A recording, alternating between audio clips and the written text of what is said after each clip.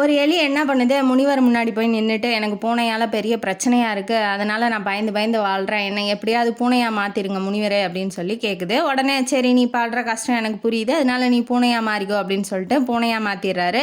அந்த பூனை என்ன எலி பூனையா மாறிச்சு இல்லையா, அந்த பூனை என்ன பண்ணுது, கொஞ்ச நாள் கழிச்சு முனிவர் முன்னாடி வந்து நின்னுட்டு, "எனக்கு நாயால பெரிய பிரச்சனையா இருக்கு முனிவரே, என்னை நாயா மாத்திருங்க" அப்படின்னு சொல்லுது. திரும்பவும் நாயா மாற்றி விட்டுறாப்புல.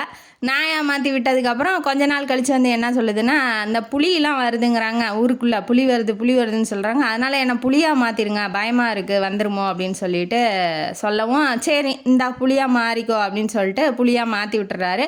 இப்போ காட்டுக்கு போனால் சாப்பாட்டுக்கே ரொம்ப கஷ்டமாக இருக்குது, எனக்கு வந்து எல்லா மிருகங்க மேலேயும் பயமாக இருக்குது, அதனால் புலியை விட அதிக பலம் கொண்ட மிருகமாக என்னை மாற்றிருங்க முனிவரேன்னொன்னே முனிவர் டென்ஷன் ஆகிட்டாப்புல.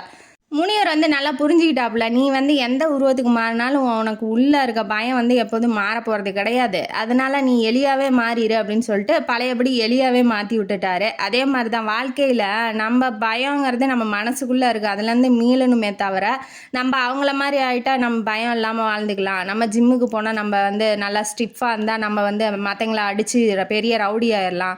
இல்லை நம்ம ஒரு தைரியத்தை வளர்த்துக்கிட்டு 4 மோட்டிவேஷன் வீடியோவை பார்த்துட்டு நம்மளும் தைரியசாலி ஆயிடலாம்.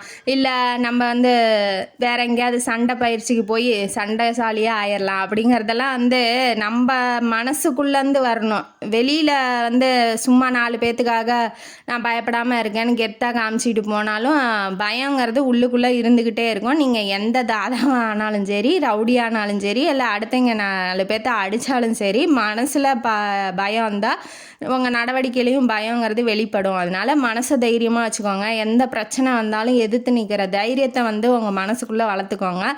எந்த பிரச்சனையாக இருந்தாலும் அதை எதிர்கொண்டு நீங்கள் வாழ்க்கையில் வெற்றி பெறுவீங்க அப்படிங்கிறத இந்த காணொளி மூலமாக நான் உங்கள்கிட்ட சொல்லிக்கிறேன். இந்த கதையும் காணொளி உங்களுக்கு பிடிச்சிருந்தா லைக் பண்ணுங்கள், ஷேர் பண்ணுங்கள், சப்ஸ்கிரைப் பண்ணுங்கள், கமெண்ட் பாக்ஸில் கமெண்ட் பண்ணுங்கள். நன்றி மக்களே.